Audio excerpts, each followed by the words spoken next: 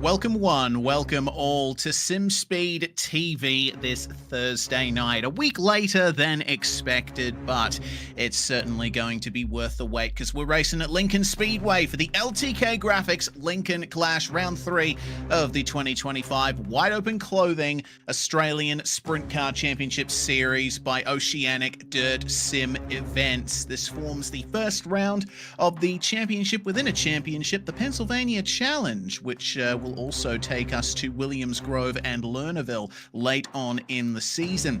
It's going to be a fun night indeed at a very tight dirt oval here. Some plenty fast straightaways, but very tight corners with concrete walls lining the whole way down. Actually, more like metal guardrails than concrete walls, but they look enough like concrete from up here on the aerial view.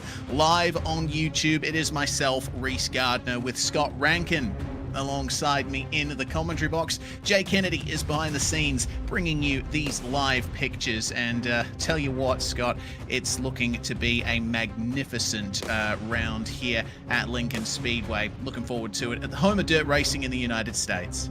Yeah, this is going to be a banger, I think. A track that I've literally just picked up to be here and be a part of the commentary booth tonight. So honestly, I've never turned a lap here. I can't really give you much from that, but you know, I always hear about Lincoln and the racing that goes on here. Back to 360s this week as well, which will be quite critical. Bring that horsepower down just a little bit, but that does not mean that the action gets any less. If anything, well, now there's no room to slip up. You lose that little bit of momentum. It takes a lot longer to bring it back. Oh yeah, it certainly does. Very good point indeed. This is the first round of the season which we are using the 360 sprint cars at. That's 360 cubic inch V8s rather than the 410 cubic inch V8s that we've run at the previous couple of rounds. But this is Lincoln Speedway. Very different at either end, which means it's not exactly a track where you can just switch off and get into the momentum. Not only are you doing the dirt thing of constantly trying to find the grip, but you've also got to deal with those differing turn radiuses as well. It reminds me, just taking a quick look at that track map, a little bit more of Darlington, you know, Darlington Gateway, and even the Oval in Japan from our Motegi venue. So, you know, just a little bit of different radius at both ends of the track, narrowing. If you have a look at the points of both of those corners as well, it does narrow a little bit at those points. So quite sharp in the middle of the corners. So again, I'm looking at this and going, very, very unique racetrack. It's going to be all about rotating the car and getting the power down. You may even be tinkering with the wing between both ends of the circuit, which would be interesting to keep an eye on. Yeah, absolutely. Got to keep an eye out for that. This place has been entertaining crowds since 1953, and we're really looking forward to bringing you the action tonight. But beforehand, we will need to go through exactly how things stand coming into this round. 2 rounds deep. It is Ethan Winter, who is currently up in the championship lead for BBS Esports. Clayton Davies, one of 2 drivers in the field to have won ODSE events before here at Lincoln Speedway, sits in second spot. spot, only 7 points behind. Nathan Vanderwacker not too far behind either. 298 points in third spot. Bradley Oldfield, Paul Bryan rounding out your top 5, and then Gowans, Oliver, Dunn, and Smith will round out the top 10 in the championship. It is still very much early days, Scott, so we're looking forward to seeing how things are going to stack up in a couple of rounds from now. But for now, it still looks mighty competitive up the front. Yeah, it really, really is. Even having a look back here at 12th and 13th, Brock Thompson, Blaine Densley actually tied on points for those 2 spots right there as well. And when you consider things, they're actually only 69 points off the lead. Nice. That's a margin that they can certainly run down as the season goes on. Oh, certainly, but how many of us would want that gap to stay exactly the same? I'm sure there's a couple of them there. In any case, what we've got on the cards for tonight is your fairly typical format. It is 8-lap heats here for round 3, with the top 4 from each heat advancing to the A main. The A main top 10, of course, going to be reordered thanks to our friends at the Spinning Wheel Incorporated. 12 laps C main and 15-lap B main, and you got to play your way through the alphabet if you finish outside the top 4 in the heats. 35 green flag laps for the A main, with a maximum 24 car grid, which we should be able to easily hit. We've got an absolute metric ton of drivers here tonight, among them Harry Stewart and Clayton Davies, who have both won the previous events here at Lincoln. We'll see if Ethan Winter and Tim Ryan can break that stranglehold of Stewart and Davies. Yeah, there's a lot of drivers that you sort of look at up and down the field. I mean, even think of Brady Baldwin, who was actually in the top 5 last time out at the dirt track at Charlotte as well. The benefit of the dirt series as well is that anyone can really put themselves in contention. How about that for a crossover? You mentioned the man, and we crossed to his qualifying attempts at this point in time. So we'll try and wind the car up, get a little bit of grip, have a look at the slick line that's just forming just underneath where the cushion is up towards the top end. A lot of problems trying to rotate the car. Do you see that? Just didn't want to tip in the latter half of the corner, and then a little bit too much rotation perhaps in the mid corner there for Brady. I don't think that's going to be a quick qualifying time for him. Yeah, and speak of the devil and he shall appear. Brady Baldwin does a 13.3 to start things off for him, and yeah, you can see he's still struggling a little bit to actually get that car on a consistent turn there. There's already plenty of slicks starting to form in the middle of the track, which is not ideal for drivers who are looking for a little bit extra here. Oscar Ames running the extreme low line to try and get his lap done quickly. 13.365 is his fastest lap. Third place thus far. Is there any improvement on lap 2? It is not going to be an improvement. It looks like a 13.4. Bradley Oldfield only gaining 1 position. Steve Duff up to 2nd spot. And Harry Stewart, previous winner here, but in a 410 sprint car, is going to run his 360 round the high line to get his first lap on there. 15.2. That's obviously... oh dear. Oh no, he's gotten into the wall. That's not good for Harry. No, and that means he's going to have a lot of work to do in terms of the heats, and then run his way through the alphabet as well. So he's in a little bit of a problem, and that's a mistake from a driver that's, you know, won here in the past. You don't see that. That's not something that happens. So there's something in the air this week, because I've just starting to think, you know, commentating supercars last night, there was a lot of mistakes from drivers there that are fairly irregular. I've just seen a few mistakes in everything I've been in and around this week. So I think this is just one of those odd weeks.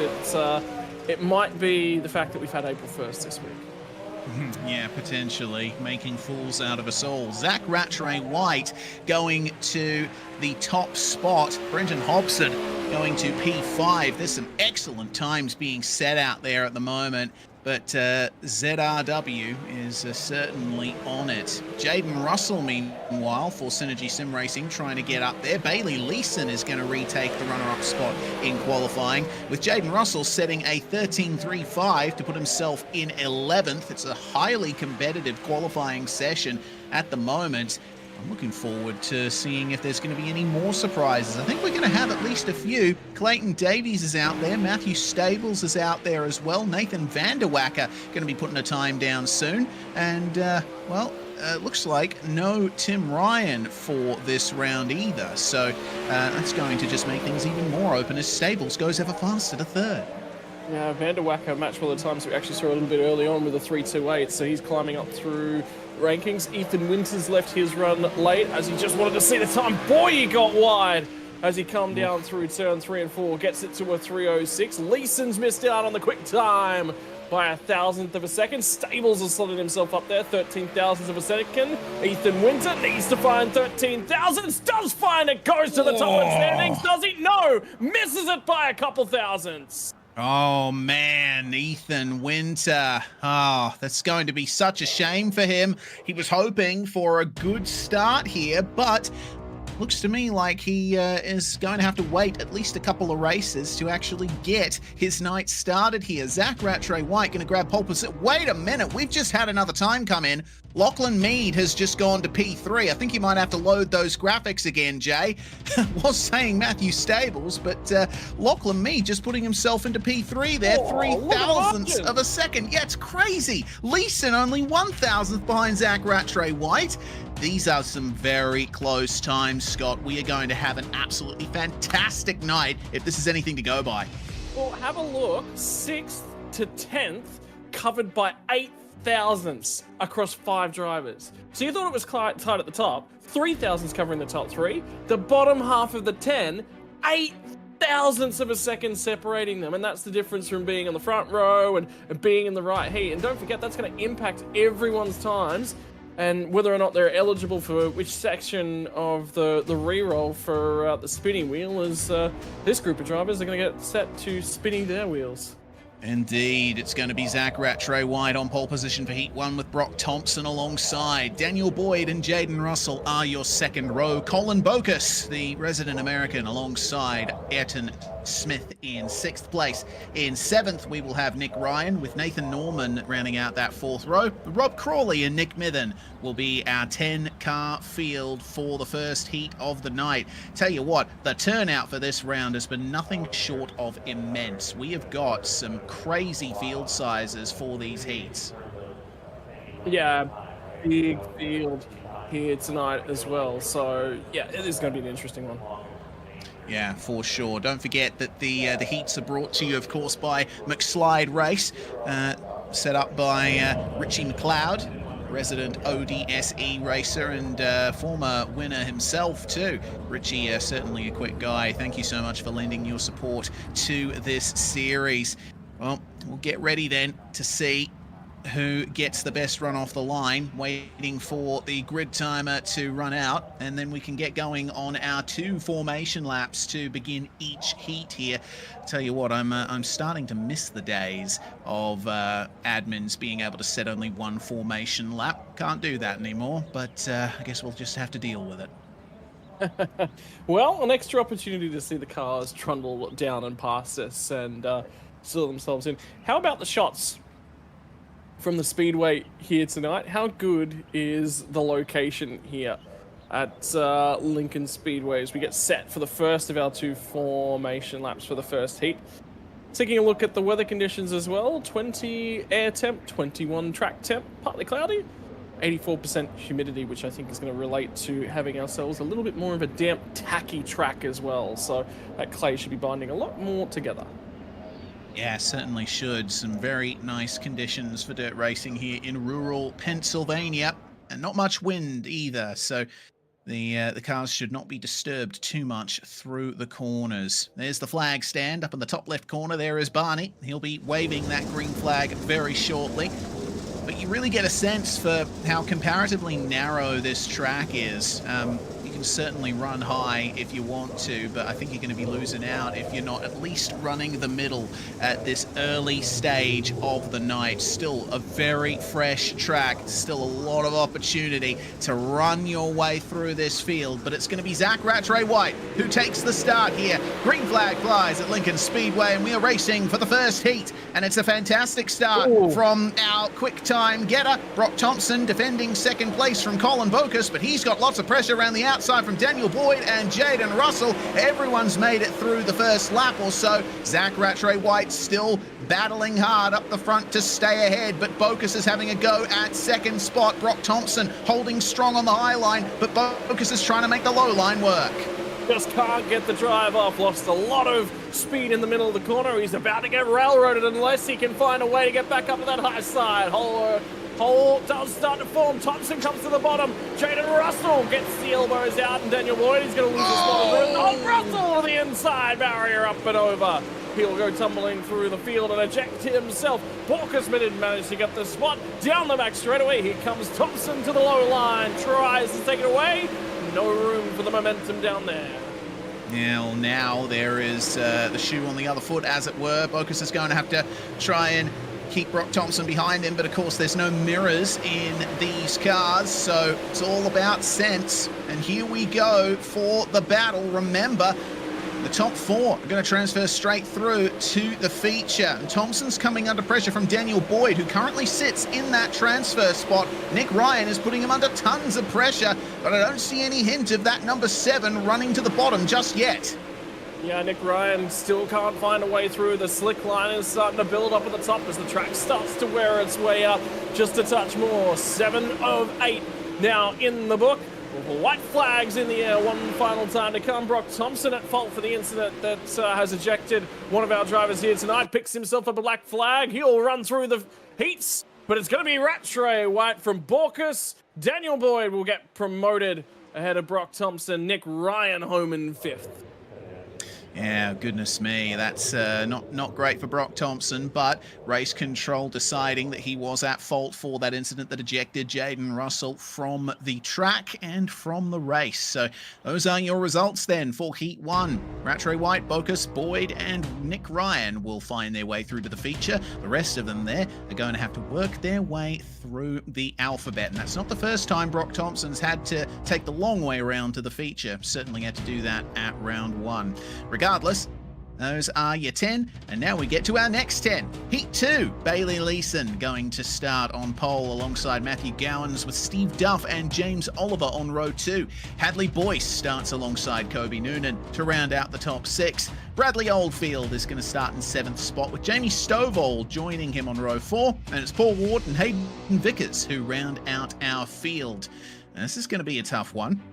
This particular combination of drivers, Scott, I have not really seen before, and Bradley Oldfield starting as low down as he is, I'm expecting him to at least try to fight his way up to a podium here.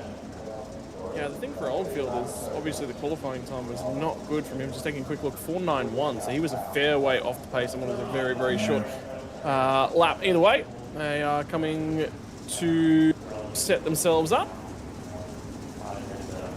One more formation lap, it seems. But plenty of time to get formed in your 2 rows here. And Bailey Leeson certainly no stranger to finishing up the front here, but neither is Matthew Gowans. Steve Duff and James Oliver, as well as Hadley Boyce, looking like some wild cards here. I'm not as familiar with those guys as I am with some of the others in this field. It's great to see the amount of new drivers that we've seen come through for the ASC series presented by Wide Open Clothing. But now for McSlide Race, it's time for Heat 2. An excellent start from Bailey Leeson, immediately dipping to the inside as Steve Duff to try and get second, and he backs himself into Hadley Boyce, and there's a spin at the back. Paul Ward and Hayden Vickers have come together. Vickers not the luckiest driver out there, and it seems like his night has continued to go poorly from here. Hopefully he can make some recovery. Meanwhile, Leeson's still leading from Matthew Gowans, but only by a couple of tenths of a second. It looks like Gowans is going to try and round him up. Yeah, he does. Leeson's got him at the moment. I just saw Bradley Oldfield send a slider on Hadley Boyce in the background of that one as well. Still 2 by 2 as they run down the back straightaway. Noonan trying to have a look to the inside of Steve Duff off of turn 4. Can he find the momentum? Touch there, just a touch. It was a touch. Noonan and James Oliver come to blows. Now he's going to go for the slider. I can't quite find it. Here's James Oliver. That's going to lead the momentum over. Does that finally make him vulnerable for James Oliver? Because here comes Oldfield. And here comes Matthew Gowans to try and get past Leeson. Steve Duff down to the inside. This battle for the podium positions has not gone down in intensity while we were looking at the other drivers. Oldfield still remaining in 6th, Oliver still remaining in 5th. Kobe Noonan sitting pretty in 4th, but I think he might start to come under some pressure from James Oliver. We have both battles up here. Kobe Noonan in the number 26. You can see just to the inside of him there is James Oliver, and Gowans and Duff are trading places for second. This is going to be a super intense finish.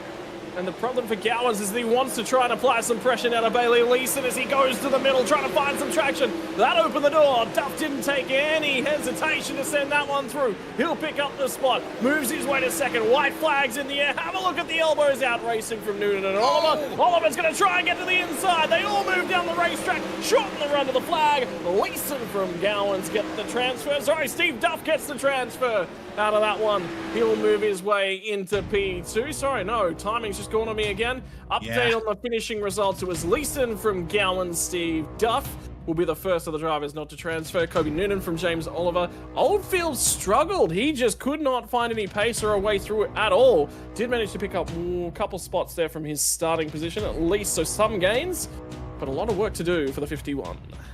Yeah, certainly. Oldfield not too happy, evidently, but how good was that fight between Gowans and Duff on the final lap there? I think Duff actually clipped the inside wall through turns 3 and 4 there, and that just destroyed his momentum, allowed Gowans to have a run at him, and was practically a dead heat across the line. 1/100th of a second separating them. Fantastic stuff. But let's go through the grid for Heat 3. We've got to move very quickly here. Lachlan Mead is going to start on pole position with that fantastic time in the dying seconds of the qualifying session. Nathan Vanderwacker alongside him. Clayton Davies and Paul Bryan, 3rd and 4th. Grimshaw and Brown round out your top 6. In 7th place, we got Thomas Mitchell starting alongside John Schultz. Only going to be a 9-car field for this one, with Nash Granger bringing up the rear.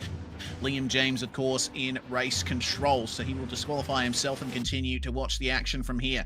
So, we've got a previous event winner at Lincoln Speedway in Clayton Davies in the 360 Power Series, no less, that ODSE held a couple of years back. So he's certainly familiar with these lower capacity cars at this circuit. I reckon he'll be giving it his best here to try and take victory.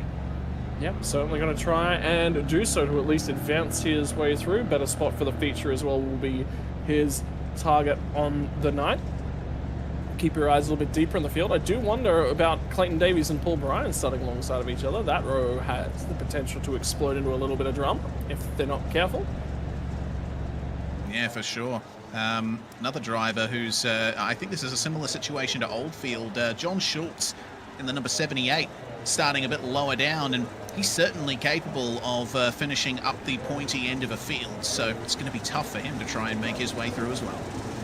So this will be an interesting one, certainly in terms of heats. Big thing tonight, shorter track, narrower track, drivers out of position. So I think we're going to be treated to a night where we're keeping an eye on drivers trying to cut their way through the field. Regardless, the run down the back straightaway into the restart zone. Here we go. Yeah, here we go indeed.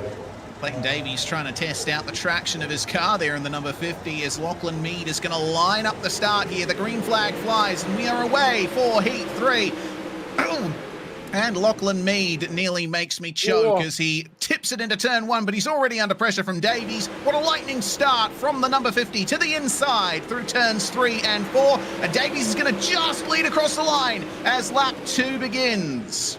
And the big thing is Clayton Davies making the bottom work. He got a great jump from row number 2. Now he's going to lead. Now looking for the inside, and to make that one work is Nathan Vanderwacker, who's starting to get some rotation on the bottom. He'll try and take it away from Lachlan Mead. Paul Bryan's left to try and rip his way back up and around the top as he settles back in behind these guys, moves it back down to the bottom as they come off a 4.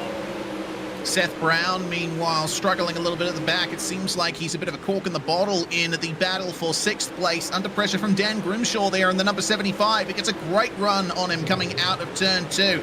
And John Schultz is struggling to get himself free of Nash Granger in the background there. So that's all between those guys for 6th on back. Paul Bryan still holding on to the transfer spot in 4th, under pressure from Thomas Mitchell. But Davies and Vanderwacker thus far dominating this race. We'll have to wait and see if our pole sitter Lachlan Mead can get some kind of response going here in the final couple of laps.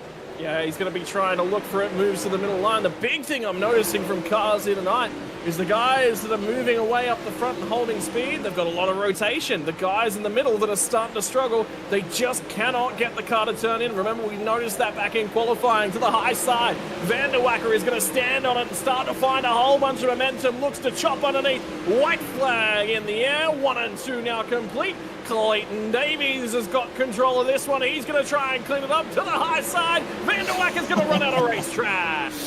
Oh, only just, though. You can't help but think if that race was a couple of laps longer, we might have seen a dead heat between Davies and Van der Wack. But that's how things stand for the end of the third heat here. Clayton Davies wins from third place, with Van der Wacker and Lachlan Mead rounding out your podium. Paul Bryan transfers into the feature. Mitchell finishing in fifth place, only 6/10 behind. Dan Grimshaw, only a couple of tenths back from him. And then it was a bit of a big gap to Seth Brown, John Schultz and Nash Granger. But fortunately, all 9 of our starters finished that one. Great stuff to see. Now, we can move things over to Heat 4. Matthew Stables is going to start on pole position. Brady Baldwin, our league administrator, is going to start alongside him on the front row. Cole Ferguson, who runs Australian Speedway Results, is going to start third place alongside Oscar Ames. Darcy Walker and Trent Gosley rounding out your top 6. Craig Dunn and Blaine Densley 7th and 8th. Kevin Norman all alone on the 5th row of the grid in 9th. Only the 9 starters for heat number 4. And remember, looking for those 2 transfer spots will be the big key. Good opportunity for the drivers to try and advance themselves. I think the outside row is certainly struggling on those initial launches here tonight at Reese. That's probably one of the biggest things. Is I'd rather start P3. Yeah, me too, honestly. The inside line gets a great advantage on that initial getaway. Because the track is a little bit slicker up high, it seems you just can't get that initial run. But once you get up to speed and the downforce builds, you're able to get some great runs around the outside, as Nathan Van der Wacker demonstrated in the previous heat. So wait for the likes of Ferguson, for Walker to potentially start pressuring Matthew Stables here for victory. Green flag flies and we are away. And Stables doesn't get as much of an advantage as previous pole sitters have. Regardless, it's going to be Cole Ferguson who tries his best to protect second place, but he comes together with Baldwin on the exit of turn 3. That was almost disastrous there. But have a look at the high line usage from Oscar Ames there. He's darting all over the place to try and search for some extra grip. Yeah, he's just trying to break the concentration of Cole Ferguson as well, relying heavily on a spotter as Ferguson at this point in time. And this is going to be towards the back end of the pack. This is the replay of a little bit earlier on. And the 13 machine in troubles early on. Sorry, Kevin Norman starting to have a little bit of problems at the back end of the field. Back up at the pointy end though, and all of a sudden starting to make that bottom line work. Cole Ferguson looking to show his nose at the point. Oh, he certainly is, and he gets the nose ahead there of Matthew Stables. Brady Baldwin being left in the dust there down the straight. Ferguson's going to hold on to this, but Matthew Stables is running a fantastic high line right now. He's going to be joined up there by Oscar Ames and Darcy Walker, and there's a change for the lead again. Stables versus Ferguson, high line versus low line. Who's going to get it done? Extra momentum for the number 46, but just can't get past by the time they get to turn 1. Down, he shut him down, he forced him to left as the 81 machine. Cole Ferguson slams the door closed on the top line as he managed to shut down the run. That's checked up. Doesn't make him. Baldwin! Brady Baldwin's gone around. Was there contact? Surely for the number 7. And there's a bunch of drivers in that one. Densley's involved as well. It looks like Darcy Walker is involved in that one too. Walker has towed back to the pits, but it's only one more lap to go here. Can Matthew Stables break the stranglehold that Cole Ferguson has had over this race?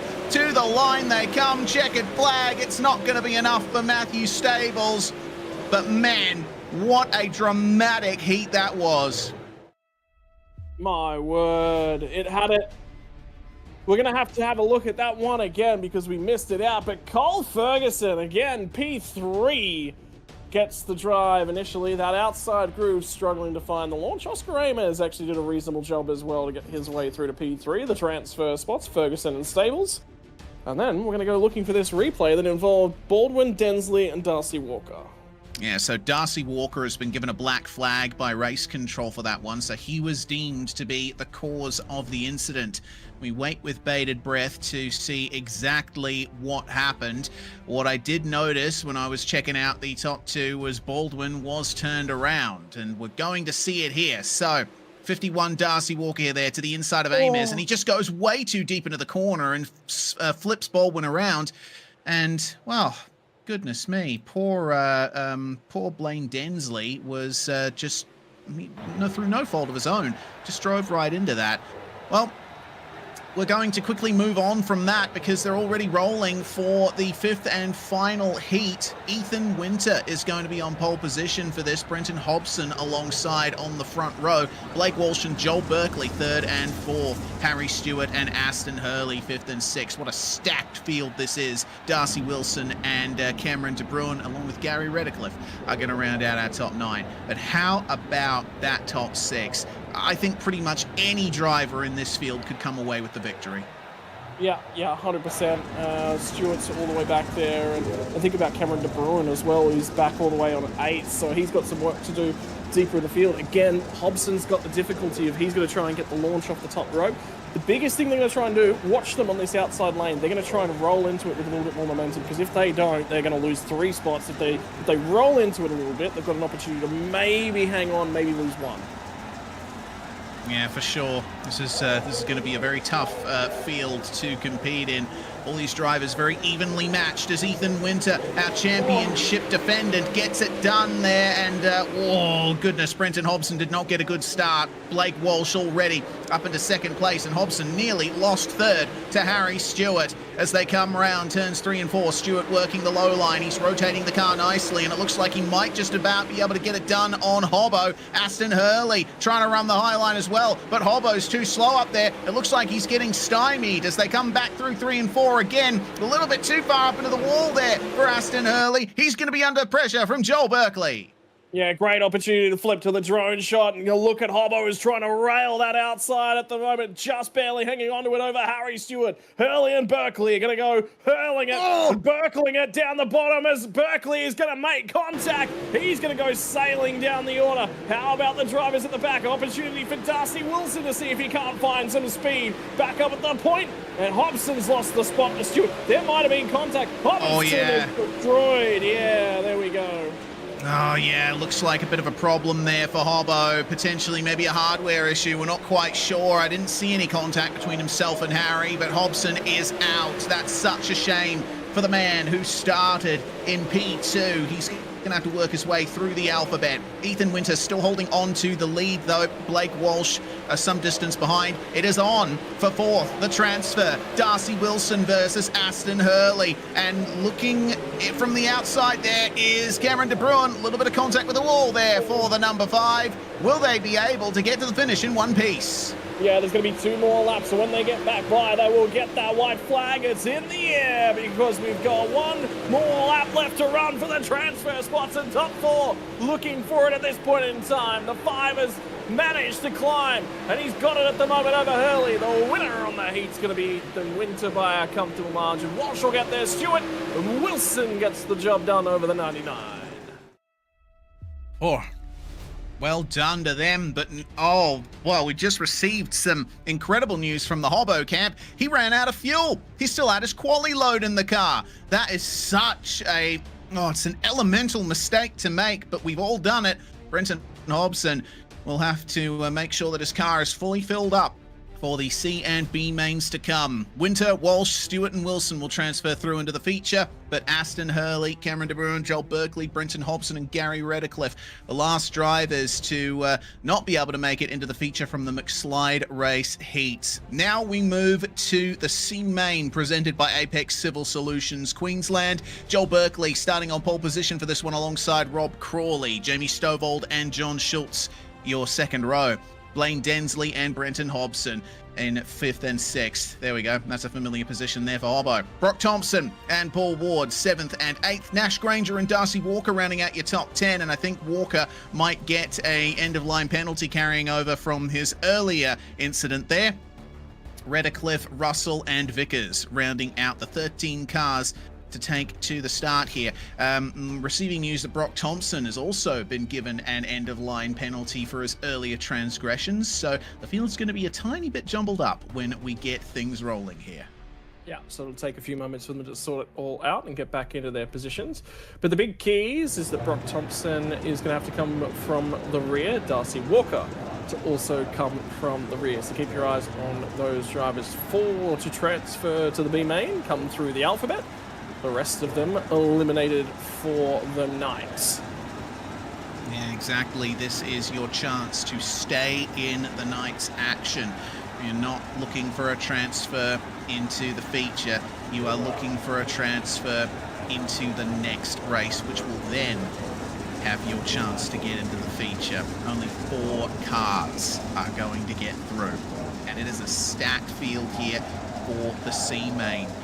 Oh man, Joel Berkeley though, starting from the pole, he's certainly going to do his best to drive away with this one. Crawley and Stovall should give him a good fight, as should John Schultz, but whenever Joel Berkeley started up front, he's more often than not kept it. Let's see if he can do that. Power down, green flag flies, and we are away for the C main. Brilliant start from Berkeley. The inside protected by Jamie Stovall for second spot in the green car, with John Schultz holding on to third spot. Managed to put Blaine Densley back to fourth, but trying their best to get a leg up Nash Granger and Rob Crawley to try and spoil the party for the top 4. It's looking chaotic here in the midfield.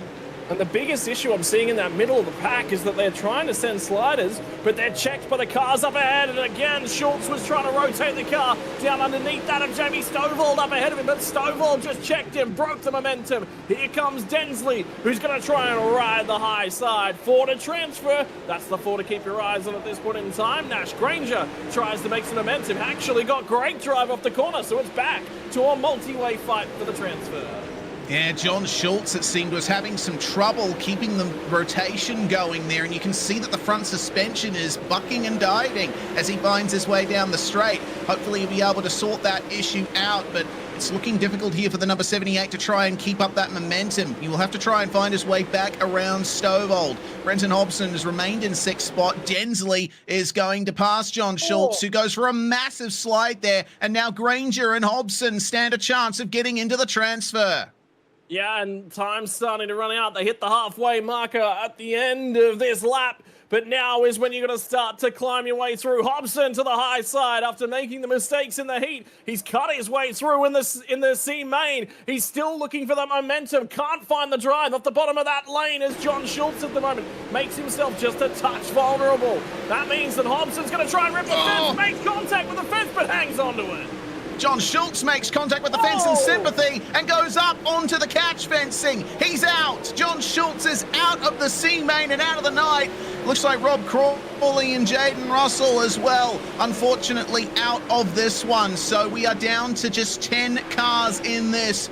A lot of heartbreak to come from this C main.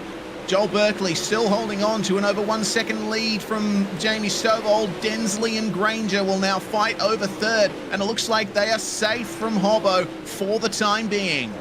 Yeah, so it's just about who's transferring in which spot at this point in time. Hobson's got a whole bunch of work left to do. Tried the high side, found the fence, wasn't quite able to do it. Berkeley and Stovall are going to go on it for a race win. Densley is starting to get tracked down by Nash Granger.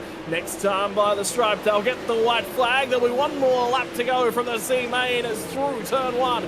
Berkeley up and around the high side. He'll rip it down the back straight away, but have a look at Granger to the outside, rotates it through, steals the spot away from Blaine Densley, the driver of the 27. He just cannot find the traction. He'll light him up, and Granger will pick his pockets in the dying stages of the C main.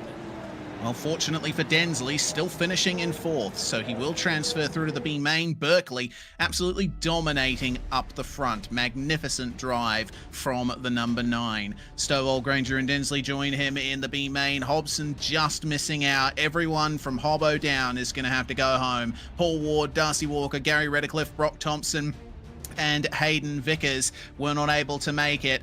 And unfortunately, John Schultz, Rob Crawley and Jaden Russell did not even make it to the end of that race. So better luck next time, boys.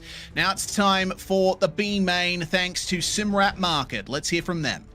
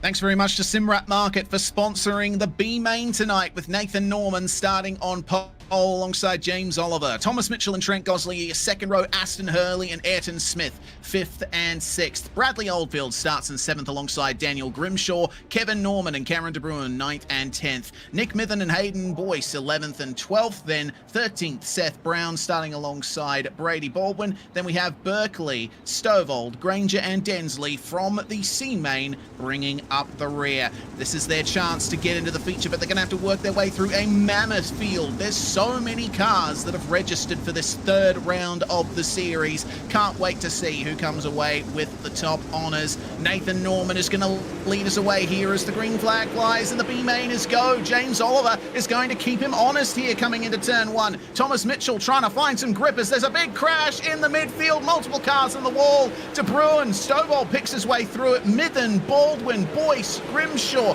they're all finding their way out of the field here. And we've already got a few retirements from that one. It looks like Brown, Baldwin, Boyce, and De Bruin. If your name has a B in it, it's a bad B main for you. Yeah, bad bent and all out of proportion at the moment. Another car up and out and into the barrier, losing top wings. Look at the track. The track, remember we said it was nice and slick and tacky. That colour starting to go out of the racetrack at this point in time. And look at the dust that's starting to fly as these 360 sprints rip, tear and drain out the water that was in the track. Righto, where are we looking for? Nathan Norman ladders the second spot down as we flick away to the replay. The big old stack up, the big old check up. The 51, the 75 come to blows, and it was multiple wrecks at the back end of the field in that one read. Man, 2 incidents at the same time. Grimshaw was very lucky to come away from that. It's ultimately taken out 5 cars from this race, and it was contact with Bradley Oldfield there that started all of that. Well, it's still on for the transfer as we check again the second angle of that replay. The number 5 there of, oh dearie me, Seth Brown, who found his way into that fray in the Vermilion Esports car. But have a look at this. 51 Bradley Oldfield up to 3rd. That was a magnificent run around the outside. This is on here for the transfer. He's going to do it again. Oldfield is trying to lap up Nathan Norman at the moment. Top step right out and handsome along that top rope at the moment. He picks it away. And the thing is, remember that we were watching him earlier in the night, couldn't get the car to turn or rotate at all. Whatever they've done to the 51 machine, all of a sudden it is hooked up as the track starts to dry out. Yeah, a lot of slick now here in the racetrack, and the drivers will be searching for any available grip. Tell you what, if they preserve this track state, the A main is certainly going to be a difficult one. But have a look at the fighting here between Thomas Mitchell and Nathan Norman for 3rd place. It's a battle of who's on the slick versus who isn't. You see that Norman was trying to run down low and get the grip that way, but he just couldn't. Joel Berkeley at the front of this field. This just happened. The number 25 getting into it there with who on earth was that? I think that might have been Trent Gosley. Well, either way, they're both no longer in this one and no longer going to matter. Nash Granger is going to be at fault for that incident by the look of things, for the 25 machine will not transfer. It was a great drive by him in the heat to keep his way in contention, but Norman had the pace early on. Now he's starting to struggle. Can he hang on to the transfer spot is the big thing. Ayrton Smith is going to be the driver trying to run him down. Can the 64 do it? And what about this battle pack as the 28 machine of Thomas Mitchell is going to get the elbows out. It is all on like nothing else at the moment, Reeves.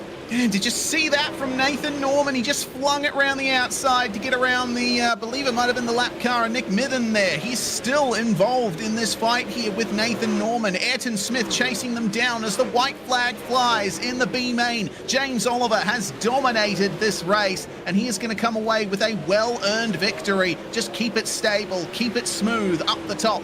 And the number 35 takes the win. Oldfield 2nd. Mitchell and Norman will round out your top 4. Joel Berkeley just grabbing 5th place from Ayrton Smith at the line. Yeah, just miss out on the transfer spot.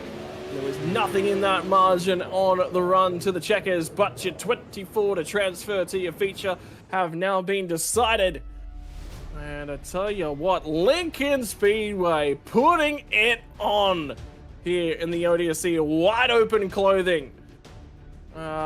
Lincoln classic clash. My word, Reese. That's just the heats. We haven't even gotten to the feature yet. Yeah, this is just incredible. What a night it's been so far. Oliver, Oldfield, Mitchell, and Norman will take up those final 4 spots on the feature grid. Berkeley just missing out ahead of Smith, Stovold, Norman, Grimshaw, Mithen finishing a lap down, and then it was Retirement Central. Such a shame for many drivers here. We had to say goodbye to Nash Granger, to Trent Gosley, to Blaine Densley, Hurley, De Bruin, Brown, Boyce, and our league admin, Brady Baldwin. And man, it all went wrong in lap 1 for a lot of them, but we can be joined by Brady Baldwin and many of our drivers who finished in the top 4 in the heats. The first one we're going to be joined by is Colin Bokus, and well, we're deciding positions 6 to 10 here, Colin. Let's see which one you're going to start in, thanks to our good friend the spinny wheel. All right. Wait for the wheel to finish spinning, and it looks like you are going to start in 6, so that's a best possible result from this first spin. Yeah, I mean, qualified, I didn't think too bad, 10th off, but starting best we can. I was happy just to make the feature, so to get to redraw was even better, so hopefully this is a sign of good things to come. Indeed. Good luck, Colin, and we'll catch you hopefully after the feature. We can move through to Matthew Gowans, who has got 7th through 10th for his choices. And Wheel of Fortune spins. Let's hear it potentially go to 9th. There we go, Matthew. You're going to be starting on the 5th row here. Beautiful. I'll take the inside. Yeah, inside certainly seems strong tonight. Nathan Vanderwacker is the next to join us. And, well, it is a choice between 7th, 8th, and 10th. And as I just said, the inside has been very strong. So maybe you'd prefer that too? To be honest, I prefer probably the middle through here. Feel very strong. And I want my lucky number 8. So if I get 8, I think we're all good.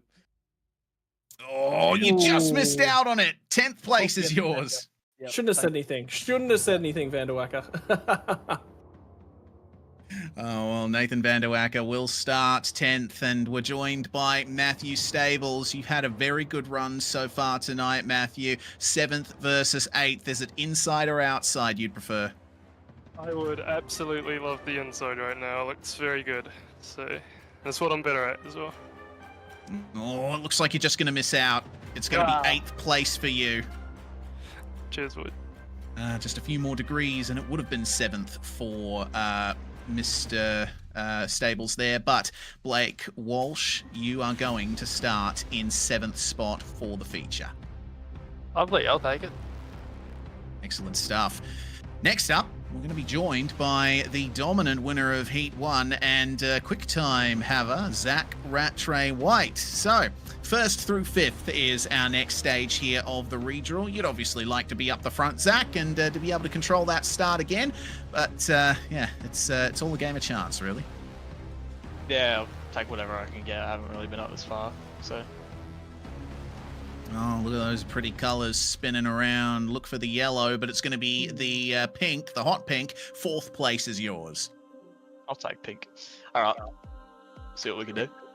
Indeed. Zach Rattray White, we say goodbye to you, and then it is Bailey in the midst of us here. Let's see if we can grab a potential front row start for you.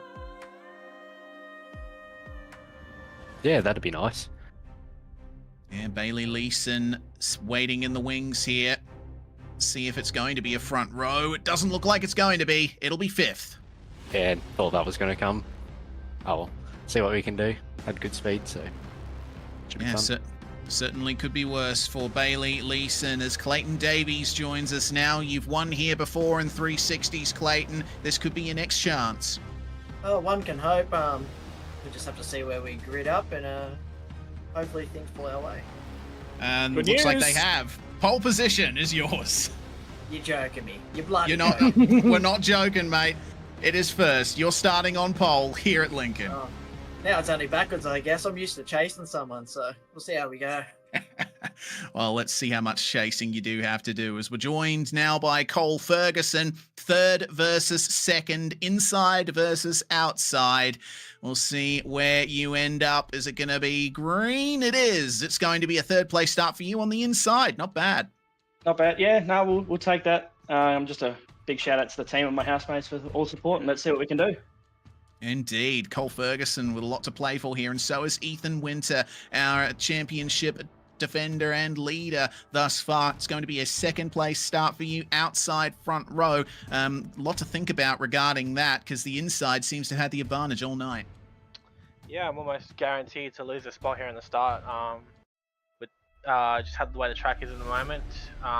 We see what we can do here. It's long 35 laps. Track's pretty slick as it is. So, come 30 laps in, we'll see who's up front and who's not.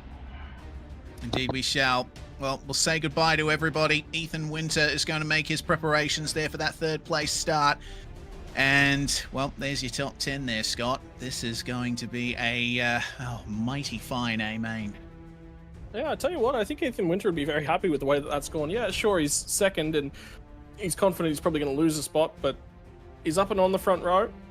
Sometimes just something can go wrong. The guy behind just does not read the start correctly. Sometimes as well, you're just not right in the power band of the engine either as well. So we saw that from Brenton Hobson. He had a lot of issues with getting that car fired up, but I think that more speaks to the ratio that he was running because he was still in that qualifying sim. So, look, I think this feature is going to be difficult. Getting it going is the big key, and the big thing is, if you have a look in those first couple laps, the checkups in that sort of 7th to 10th sort of range, I think are going to be quite massive. And the other problem is, if they get locked 2 by 2, the guys are on the bottom, they're stuck down there. If they've got a high side car and they can't get to the high side and free the thing up, they're going to go sinking through the field. So yeah, I just feel this feature is going to be about working your way into it and then starting to see where the pace is. Yeah, it's going to be tough, and I don't know how much of an opportunity you'll get to get into that rhythm, because remember, cautions will be on for the A-main, and the crashes that we saw in the later lead-up races tell me that there's potential for more of that. But there's another prize to be going for here, and it is a 3-round stretch of this season. This is the first round of the Australian Speedway Results Pennsylvania Challenge. We're also going to be racing at Lernerville and Williams Grove, which are also located in Pennsylvania, like Lincoln Speedway. So that is an opportunity to get a sort of award within an award here, starting, of course, at the Lincoln Clash. This is going to be a fantastic A-main. Thanks, of course, to LTK Graffix for sponsoring the round, run by Luke Kenny. LTK Graffix specializes in sim racing wraps and designs, as well as real-world racing exploits. You can find LTK Graffix, that's Graffix, on Facebook.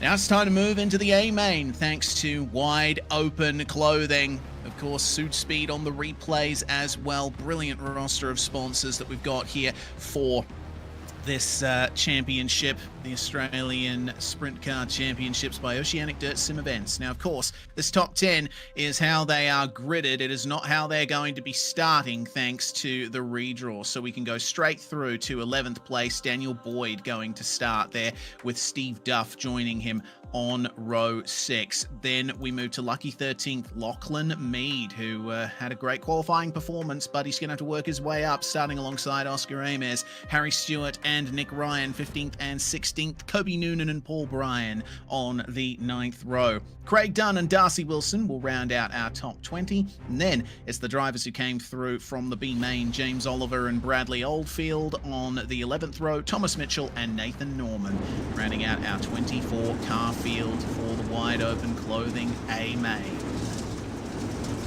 Formation lap on the way, and have a look at the dust that's starting to build. That track has slicked right on out in the middle of that one, and well, I doubt that there is a single car on the field that's got a tacky setup ready to roll. Yep, the time is long past for that. Plenty of slick on the track. And I got to wonder how high up the circuit they'll run, because one thing that we haven't talked about so far is the berm through turns 1 and 2. The track actually flattens out up the top of the circuit through 1 and 2, and that's why you haven't seen drivers really running the wall, so to speak.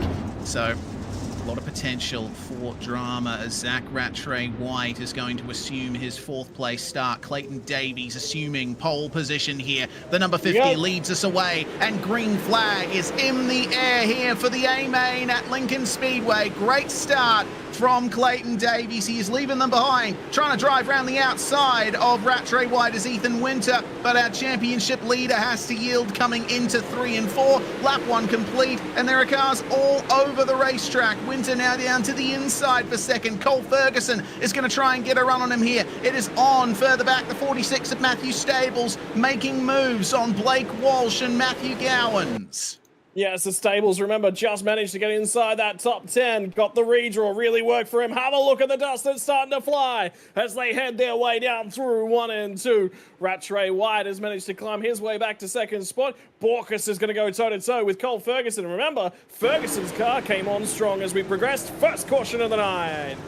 And it's Oscar Ames who has found the wall down low in car 99. We'll have to wait and see what happened to him, thanks to our friends at Suit Speed. And the field will fall down to a reasonable speed. It looks like some pretty heavy contact for Oscar Ames. James Oliver, who won the B main, he got loose coming off of turn 3 and 4 thanks to a bit of contact from Nathan Norman. And it looks like Ames could do very little to avoid that.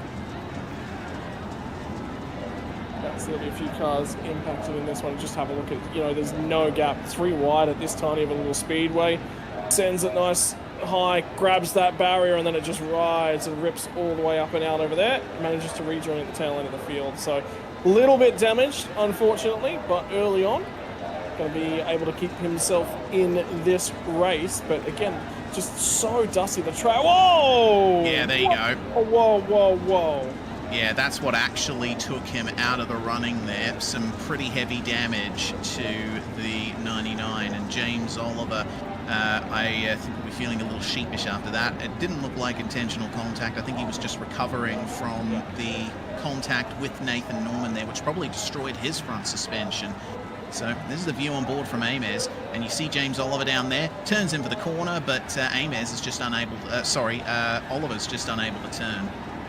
And the big thing from James Oliver is all you might be sitting out there and watching along at home going, well, couldn't he check his mirror? There's no mirror. There's no virtual mirror.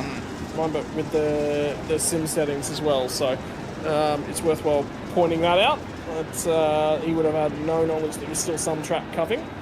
But for the meantime, how did he end up down there? A little bit of contact for the 35 machine. It sends him to the inside. He was just trying to regather himself. Yeah, real shame, but caution is over, and we're back to racing. Already contact for second spot there. Ethan Winter versus Zach Rattray White. Not much in the way of suspension damage, though, it seems. They hit each other in exactly the right spot. Rattray White will now fall under pressure from Cole Ferguson, who's still holding incredibly strong for the time being in that 4th spot. Walsh and Leeson trading places for 5th as we look further back. Nathan Vanderwacker in the middle of 3 wide with Blake Walsh and Bailey Leeson. Yeah, and there's a few issues at the moment. They're just going to try and get those sorted as we currently stand. So Vanderwacker sits 6 on the road. He's at least starting to make some inroads. Have a look at the guys at the front. The 17 machine is trying to take some momentum away for Rattray White. He did manage to get some of that taken away, but now Ethan Winter moves back to the top. Have a look at how low down the bottom of the racetrack they're going to be at the moment. It was at the fence or it was at the bottom. There was nowhere in between. Yeah, look at the slick and the lack of pace from drivers who are running the middle right now. This is a very treacherous track at the moment. Who's going to come off at best? Winter and Rattray White. Actually, Winter going for the lead there on Clayton Davies. My apologies. I thought it was for second. It's for first. Davies gets the over-under. The slides up the inside. Can the slide job work? Winter is wise to it. He's going to try and get back down the inside at turn 1. Both battles here for second and for first and for third. This is crazy racing. Blake Walsh now involving himself again in the battle for third. He gets past Rattray White. And the big thing is you want to be on the top side at the moment. How was the slider from Cole Ferguson to nick P3 away? That was a send from out of Narnia. Was it so far back at the moment? Keep your eyes on Vanderwacker at the moment. He's going to try and rip the top. He's got to the outside of Rattray White. Finds the momentum. Clears him as they come off a 4. Down the front straight away. Looks for the crossover. Ferguson gets gets it done on Blake Walsh as Walsh trips up trying to get that car to hook in the top groove. Can't quite find it. Now keep your eyes on Vanderwacker. Can't find the momentum. Got to find a way into that outside lane. If you miss the outside, say goodbye. Yeah, you got to be so careful of the wall. It's taken quite a few of them out, and it almost took Rattray White out as well. He is dropping down the order. Matthew Gowan's just finding his way past him, and Bailey Leeson is going to join the party too. Just siding through the middle there for the number 52. Brilliant stuff from Bailey Leeson. But we'll have to wait and see if that's going to work out cleanly. They're still battling up the front as the caution is back out once again, and I'm not sure who it was for. It was for Harry Stewart, the other previous race winner here at Lincoln. Yeah, caution gonna fly, and we are approaching the halfway mark, only a couple laps away. And the issue being at the moment for a lot of these drivers, let's have a look at the dust. I mean, if you go on board with him, catches the outside fence, catches it again, and rides up and over the wall. Yeah, and that would be the front suspension gone for him. You can see he's really struggling to turn the car now, and he ends up cleaning up the number 26 of Kobe Noonan as well. Noonan having to come to a stop himself, and well, Noonan's still rolling, but it seems like he's got some suspension damage on his car now as well, so he'll be none too happy with how that's turned out. And I think that's just another case of there being no mirrors in these cars. Harry Stewart couldn't see Noonan coming. Yeah, just listening into something else as well. There was some issues, I think, for Bradley Oldfield as well. He's just raising something at this point in time. But have a look. The big key is having a look at the back end of that pace car. There is one tiny groove of dirt in the middle, and that's what they're trying to sit that right rear tyre on, if they can, in the middle of the racetrack. Yep, very narrow indeed. No fast repairs available as we are past the 10th lap of the feature. Here we go then, green flag in the air, and Ethan Winter gets the start he wants over Clayton Davies, but Clayton will move to the inside here. There's a little strip of fresh clay down low, and I think the caution might come back out again, potentially. Another car going into the wall. I think it might have been Matthew Gowan's, but yeah, it looks like he's escaped, and we stay green. In Winter will continue to defend this lead from Clayton Davies. It is on for every other position behind, though. Vanderwacker right in the midst of all of it. And the big thing for Vanderwacker is he went sending it, trying to steal third spot away and get back into that top groove, and now he looks like he might lose another spot. Go from 4th to 5th, he's found the top rope, so now he'll get some drive. 3 and 4 wide back in, deeper in the pack. But Clayton Davies has managed to scythe his way through, sends himself a slider, steals that lead away, back to the top rope for Ethan Winters. He'll try and find the momentum. Davies found no grip. He can't get the drive down. Winters going to surge back ahead on the top. The track's way too slick for Davies to keep the car stable there. See the speed he loses, and all of this is helping out Blake Walsh and Nathan Vanderwacker because they are right amongst it for the battle for the lead now. Now Winter gets into the middle, gets on the slick, loses momentum. He has to try to defend from Blake Walsh, and he's stuck down low. They might end up getting him around the outside here. And have a look at the line. Clayton Davies wrapped the bottom. I could not believe he found the traction, but he did manage to do it to the top. Blake Walsh finds the momentum. Now he's in with a shot at this one. Vanderwacker's starting to come back at them, and Blake Walsh is going to take the lead. Davies sent it to the bottom, but that was a huge error on lap number 20. He'll lose the lead 3 wide as they come through 1 and 2. And Blake Walsh says, "See ya, boys, I found the drive." Yeah, look at him go around the outside here. Davies and Winter trying to keep up with him, but they're tripping over each other. They can't find the clear clay there to get the traction they need. And we keep our eyes peeled on Cole Ferguson here, who has a front row seat to all of this action. He's running the high line himself. He's minding his own business there. Needs to keep an eye out for Bailey Leeson, but if he plays his cards right, he could get amongst it too. Walsh is disappearing down the road. He's found the drive, he's found the slot, he's found the groove, and there's no one that's going to be able to touch him. They'll all move back up to the high side now as they come off at 3 and 4. Have a look at Vanderwacker, though. He's starting to find the drive off the bottom, through the middle. Ethan Winter has to cover him off. He cannot afford to open up that slider line. Would have lost the spot, but they'll both lose momentum. They'll both manage to hang on to their spots for now, but look at the drive. Vanderwacker has just got something going. All of a sudden, that 88 machine switched on. Oh, certainly is, and he finds that little strip of clay up high to keep the traction up, but Winter gets a slightly better run down the back straight here. Vanderwacker riding the wall to try and keep the momentum up. We have 10 laps to go in this feature. Who's going to come away with it right now? It is looking like Blake Walsh has it down pat, but Davies, oh, I just noticed Clayton Davies got into the wall a little bit. He's fallen back again from Blake Walsh, and now he is under pressure again from Ethan Winter, from Nathan Vanderwacker. Cole Ferguson gets past Bailey Leeson into 5th place. There's positions changing all over the shop here. The caution is out. There's been a crash. There has. It was towards the tail end of the field. And it's going to be 20th spot at the moment. James Oliver involved in that one. Might be done for the day. But they're all struggling. This next restart is going to be really, really difficult for the entire group at this point in time. And we'll get a little bit of the replay. You can actually see it started up. That's Sakrat Trey White that's just involved in it. Bradley Oldfield on the top in the 51 machine. Gets contact. Was that Seth Brown? It was the 96 machine that he gets into. And walks him down the road, and then there's a secondary incident. Yeah, that's another case of there being contact on the exit of turn 4, and then that completely ruins the balance of the car, maybe shifts a couple of suspension components around, and Oldfield just couldn't turn his machine. So, unfortunately, that's just mixed up a few more drivers into it. So, officially, thus far, we have lost Nathan Norman, we've lost Steve Duff, Matthew Gowans, Harry Stewart, and Paul Bryan from this feature. I tell you what, this far in, to have only lost 5 cars, that's pretty good. So keep an eye on the blue car here. The blue car of Matthew Gowan. In that contact right there is what's ended his night. Yeah, that was the previous. Yeah. Not ideal for Matthew Gowans. And now it's single file restarts, and the green flag is in the air again.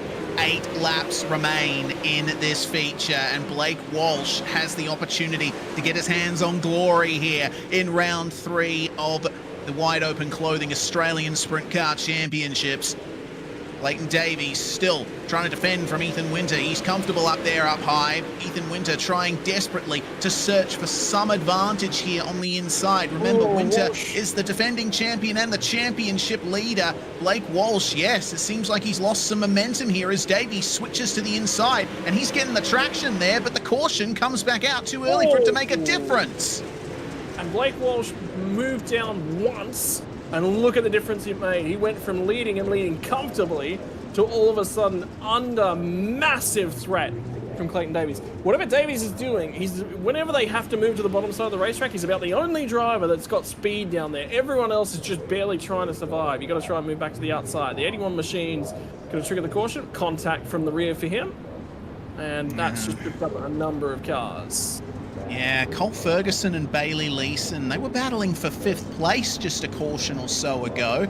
How quickly things can change. They now sit down in 18th and 19th, I believe, which is a real shame. Well, not many laps left to try and get those positions back. We're only going to have 6 laps to go when this restart gets going, and well, Blake Walsh has it all to play for here as he tries to line up the start, and we get back under green flag racing. Good start from Blake, but let's see if he can make that low line work. He just can't get down low enough to get to that fresh clay. And the biggest issue was that Clayton Davies in behind him had so much angle on that and attitude on that race car, and now he's trying to lock the car to the inside. He can't do it. That gets him on. And here comes Finn, who's going to try instead of... And Wacker goes to the middle groove. Can't find the momentum, but how's the drive on the bottom of the circuit? Because Clayton Davies found it in 1 and 2. It's 3 and 4 that the man is struggling. And now Colin Bokus is going to involve himself in all of this. A little bit too much ping for the resident American. He'll have to be very careful when he's making these moves. It's on for 3rd. Vanderwacker pushing Ethan Winter just a little bit wide. They just avoided making contact there, and it's going to be 3 laps to go here. It's all on here. Blake Walsh is getting a massive gap now, half a second over Clayton Davies. Clayton's going to have to find something, anything, to get that advantage, and Winter will have to get Wacker a little bit further behind to make some kind of difference. White flag is just about to be in the air. They're bumping bumpers. They're banging wheels for third. Who's going to finish on the podium? Who's going to win? Because Blake Walsh sees the white flag. He just has to make one more circuit of Lincoln Speedway to win the Lincoln Clash. Who is going to get it done here? Clayton Davies has one more chance for a slider, but he doesn't take it. And Blake Walsh will come across just ahead. What a magnificent drive from Blake Walsh. He wins the LTK Graffix Lincoln Clash.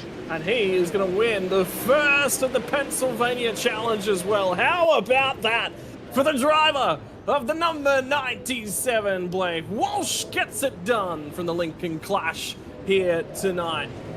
My word, Reese, again, another fantastic battle. And how good was it seeing the track slick up as much as it did? The line was constantly changing top to bottom, bottom to top. And we just never knew where the run was going to come from. Yeah, goodness, wow. That's probably, that's going to be one for the books, I reckon.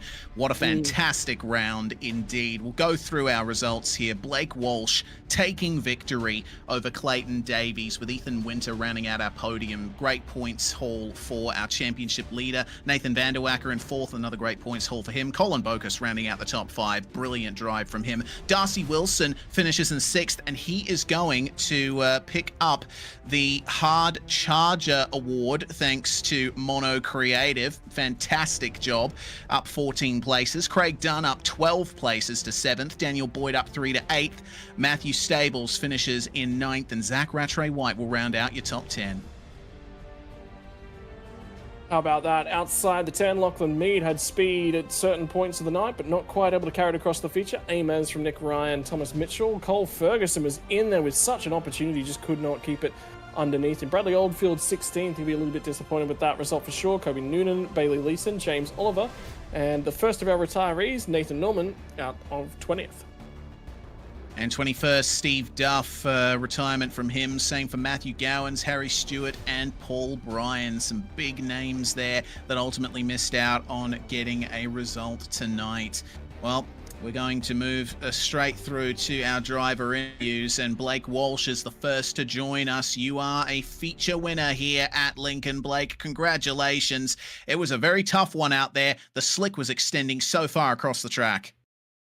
Oh, yeah, that was probably one of the toughest races I've had to run, especially just trying to bite my time with Ethan and Clayton battling in front of me there. And yeah, no, that was pretty cool. Yeah, certainly was.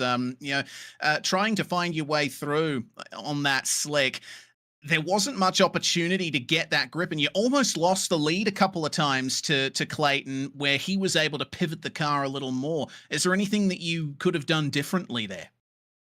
Nah, when it comes to them sort of tracks and you've got to roll the slick pretty well, I'm no good. I need something to lean on, something to bounce off. So to hold off them two guys that are really good, they do it week in, week out. Nah, I think, yeah, I've got a bit to improve on, but I'm happy with where I'm at. Well, as you should be, Blake. It was a brilliant drive from you. We send our congratulations. Is there anyone you want to shout out before we let you go? Just Nick and everyone back in the Discord for keeping me level-headed, and yeah, just you guys for streaming, and Brady for putting it on. Blake Walsh, a winner at Lincoln Speedway. We say our goodbyes to him, and we can move through to Clayton Davies, who finishes second. Stood by with Scott Rankin. Clayton, that was a tricky track, nice and narrow. It was about getting yourself to the point nice and early. You ran up front just about the entirety of that feature race, but then the track, she started to narrow up. First it was to the wall, and then you were one of the first drivers to jump down to that bottom. You made it work a couple times, but just getting that bottom to roll consistently, that looked to be the big challenge here tonight. Yeah, I think we had the car to win. Just that the times, like me and Ethan got battling, and it kind of just brought Blake to us. And once he got ahead of us, he was able to essentially pick his own line, where me and Ethan were just battling so hard. And I think